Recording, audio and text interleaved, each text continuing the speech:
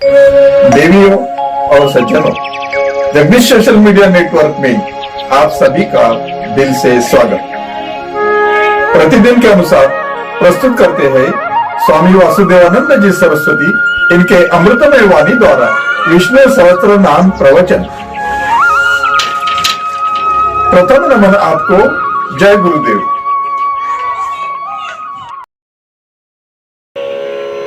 श्री विष्णु सहस्त्रनाम ज्ञान यज्ञ प्रवचन क्रमांक 355, श्लोक क्रमांक 50 और नाम क्रमांक 339।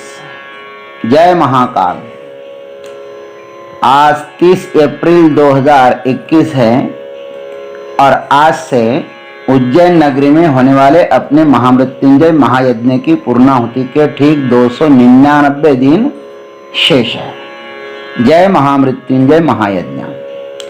ओम त्र्यंबकं यजामहे सुगंधिं पुष्टिवर्धनम् उर्वारुकमिव बन्धनान् मृत्युर्मुक्षीयमामृतात् समस्त जन कल्याण निरतं करुणामयं नमामि चिन्मयं देवं सद्गुरुं ब्रह्मविद्वरं शान्ताकारं भुजगशयनं पद्मनाभं सुरेशं विश्वाधारं गगनसदृशं मेघवर्णं शुभांगं लक्ष्मीकान्तं कमलनयनं योगिभिर्ध्यानगम्यं वन्दे विष्णुं भवभयहरं सर्वलोकैकनाथम् अशोकस्तारणस्तारः शूरः शौरिर्जनेश्वरः अनुकूलः शतावर्तः पद्मी पद्मनिभेक्षणः।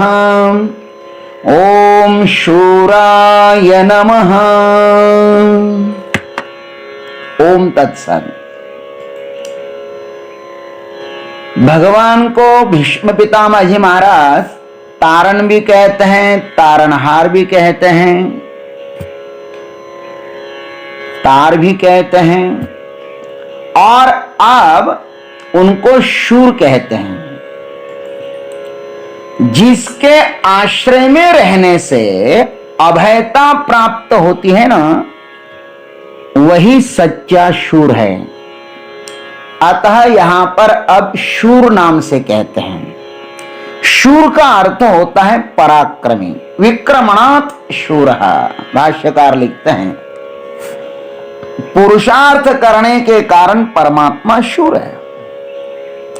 और भगवान का यह शूर नाम बड़ा ही सार्थक है। ध्यान रखना, शूरता कोई रियासत में नहीं मिलती है, वह जागृत करनी पड़ती है। परमात्मा में वह सहज प्रकट होती है और जीवात्मा को वह जागृत करनी पड़ती है। इस संसार में आज जो कुछ भी मानव निर्मित विकास हुआ है, वह सब इसी शूरता के कारण ही हुआ है। प्रत्येक मनुष्य के भीतर यह शूरता भरी हुई है, प्रत्येक के भीतर भरी हुई है। प्रत्येक जीवंत मनुष्य को कुछ ना कुछ पुरुषार्थ करने की इच्छा होती ही है और होना भी चाहिए, क्योंकि उनके हृदय में शूर नामक परमात्मा जो बैठा हुआ है। किंतु कुछ भी करने के लिए जो सुविधाएं चाहिए ना, वह सबको उपलब्ध नहीं होती। भाई, सर्वप्रथम इस संसार में क्या करना चाहिए, इसका ही निर्णय हो नहीं पाता बहुत सारे लोगों को, लेकिन उसका निर्णय होना जरूरी है। अरे, गंतव्य निश्चित किए बिना हम आगे कुछ भी नहीं कर सकते। बहुत सारे लोगों का जीवन बीत जाता है, किंतु उन्हें गंतव्य का चुनाव नहीं करना आता। इस कारण आजीवन वे अशांत ही रहते हैं। मुझे यदि बचपन में ही मेरा गंतव्य न मिलता ना, तो आज मैं किस हालात में होता यह कहना मुश्किल है। मैं तो भगवान को धन्यवाद देता हूं कि उस परमात्मा ने मुझको बचपन से ही मेरा क्या गंतव्य था वह मेरे सामने रख दिया था, और मैं मेरे गंतव्य के अनुसार यात्रा कर रहा हूं। इसलिए मुझको लगता है कि मेरा जीवन यात्रा है और एक दिन निश्चित ही अपने गंतव्य को प्राप्त कर लेगा। सबके जीवन में ऐसा ही होना चाहिए, और गंतव्य निश्चित होने पर उसे प्राप्त करने के लिए उसके पास ये 6 चीजें होनी चाहिए। कौन कौन सी? उद्यम, साहसम, धैर्यम, बुद्धि, शक्ति, पराक्रम, षडेते यत्र वर्तन्ते तत्र देवो हि सहायकृत। पहले तो उद्योग करने की भावना जागनी चाहिए। मुझको मेरा जो गंतव्य है ना, उसके लिए मुझको उद्योग करना चाहिए, आलस में नहीं पड़ते रहना चाहिए। फिर साहस भी चाहिए, फिर धैर्य भी चाहिए, फिर बुद्धि भी चाहिए, शक्ति भी चाहिए और पराक्रम भी चाहिए। और ये 6 चीजें जिसके पास है ना, ध्यान रखना, देवता लोग उनको ही सहयोग करते हैं, अन्यथा नहीं। लक्ष्मण जी ने भी रामायण के किष्किंधा सर्ग में श्री राम जी को यही कहा था, उत्साहो बलवान आर्य नास्ति उत्साहात् परम बलम, सोत्साहस्य हि लोकेषु न किंचित अपि दुर्लभम। हे आर्य, प्रयत्न ही बलवान है, प्रयत्न से अधिक बलवान कोई भी नहीं है। प्रयत्न करने वाले को तीनों लोकों में प्राप्त करने में अशक्य कुछ भी नहीं है। और किसी ने यह भी कहा है कि उन्नति चाहने वाले व्यक्ति के पास निद्रा, तंद्रा, भय, क्रोध, आलस्य और दीर्घ सूत्रता, ये 6 अवगुण नहीं होनी चाहिए, और हो तो उसे तुरंत ही त्याग देनी चाहिए। तभी मनुष्य अपने गंतव्य स्थान तक पहुंच जाता है। जो भी पहुंचे है उन्होंने ऐसा ही किया है। हमारे सभी अवतार इसका प्रत्यक्ष उदाहरण है। महाराज, श्री राम अवतार, श्री कृष्ण अवतार, उनके जीवन लीला को हम पढ़ते हैं ना, तो हमें उनके उद्यम, साहस, धैर्य, बुद्धि, शक्ति और पराक्रम के विषय में आश्चर्य लगता है। इनको भगवत्ता एसी के रूम में बैठकर नहीं मिली है। बड़े आराम से एसी के रूम में बैठे हुए और वहां से लेक्चर झाड़ रहे हैं। ना ना ना ना ना ना ना, बहुत कष्ट किया उन्होंने।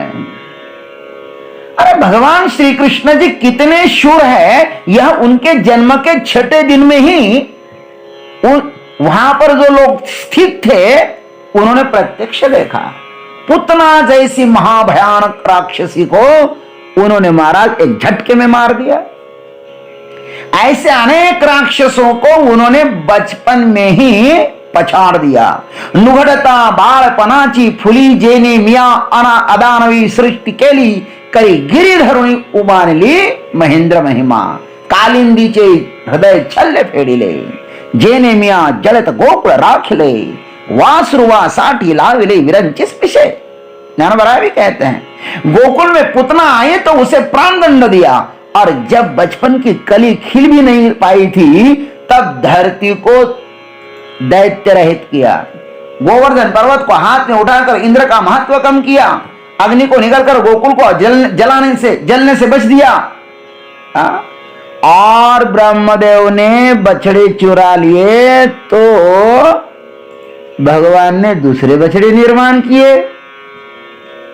भगवान ने माया के द्वारा वैसे के वैसे ही ग्वाल बाल बछड़े आदि निर्माण किए। हमारे सुखदेव बाबा लिखते हैं, बहुत सुंदर श्लोक लिखा, यावत् वत्स पवत्स कल्पकवपुर यावत् करांघ्रादिकं यावत् यष्टि विषाण वेणुदलशे यावत् विभूषाम्बरम् यावत् शीलगुणाभिधा कृतिवयम् यावत् विहारादिकम् सर्वं विष्णुमयं गिरोऽङ्गवदजः सर्वस्वरूपो बभौ। गाय वत्स गोपाळ केली से निर्माण न लागता क्षण परीक्षिती इच्छा मात्रे करी ब्रह्मांडाच्या कोटी त्यासी काय गोष्टी अपूर्व है। गोपाल कृष्ण भगवान की जय। सुखदेव जी महाराज कहते कि हे परीक्षित, जितनी संख्या में गो बालक और गोवत्स थे, जैसे उनके शरीर हाथ पैर थे, उनकी जैसी छड़ियां थी, बांसुरियां थी, छीके थे, उनके जैसे वस्त्राभूषण थे, उनके जैसे शील स्वभाव गुण नाम रूप अवस्थाएं थी, उनके खान पान की जैसी रुचि थी, वे सब मेरे भगवान बन गए। सर्वस्वरूपो बभौ। देखो, ऐसी ऐसी लीलाएं भगवान ने गोकुल में की, ऐसी अनेक लीलाएं की भगवान ने। श्री राम जी ने भी क्या कम लीला की? सबकी लीलाएं तो बताना मुश्किल है, लेकिन आइए आपको हम लोग 3 श्लोक बता देते हैं, जिसमें एक श्लोक की रामायण है, एक श्लोक की भागवत है, और एक श्लोक में हमारे ऋषि मुनियों ने महाभारत बता दे। 1,00,000 मंत्रों का महाभारत एक श्लोक में, 18,000 मंत्रों का श्लोकों का श्रीमद् भागवत एक श्लोक में। आइए सुने। आदौ राम तपोवनादिगमनं हत्वा मृगं कांचनं वैदेही हरणं जटायुमरणं सुग्रीव संभाषणं वाली निग्रहणं समुद्रतरणं लंकापुरी दाहनं पश्चात् रावण कुंभकर्ण हननम् एतद् हि रामायणम्। संक्षिप्त रामायण बता दिया, और एक ही श्लोक में संक्षिप्त भागवत बता देते हैं। आदौ देवकी देवगर्भ जननम् गोपी गृहे वर्धनम् माया पूतना जीवितापहरणम् गोवर्धनोद्धारणम् कंसच्छेदन कौरवादि हननम् कुंती सुतापालनम् एतद् भागवतं पुराण कथितं श्री कृष्ण लीलामृतम्। अब एक श्लोक की महाभारत भी देखिए, क्या सुंदर भाषा है हमारे ऋषि मुनियों की।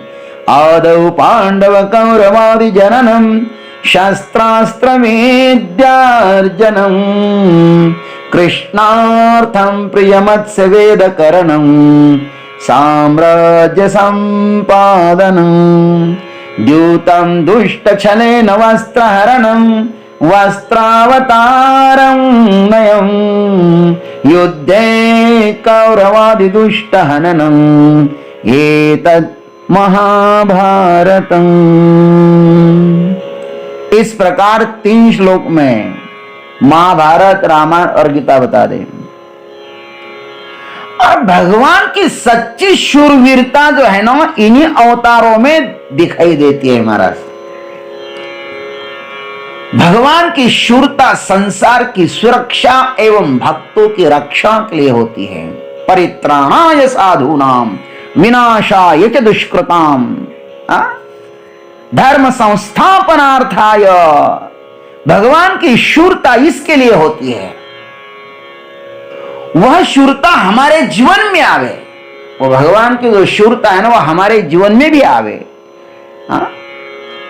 हम अपने पर सब तरह से विजय प्राप्त कर इस शूर परमात्मा का अपने भीतर साक्षात्कार करें, यही विनम्र प्रार्थना हम शूर परमात्मा से करते हैं कि हे भगवान, थोड़ी शुद्धता हमारे भीतर भी दे दीजिए कि हम भी आपके पास आवे। हमारे भी जीवन में आपके पास आने के लिए बहुत सारे अवरोध हैं। उन अवरोधों को हम नष्ट कर दें, हम शांत कर दें और आपके पास आ जाए, आपके चरणों की धूल प्राप्त करने के लिए। बस इतना ही हम चाहते हैं और कुछ चाहते ही नहीं है। ओम तत्सत। जय गुरुदेव, जय जगदीश्वर, जय जय महाकाल। अभी आप सुन रहे थे स्वामी वासुदेवानंद जी सरस्वती इनके अमृतमय वाणी द्वारा विष्णु सहस्त्र नाम ज्ञान यज्ञ प्रवचन का अगला भाग लेकर कल सुबह फिर उपस्थित होंगे। हरिओम।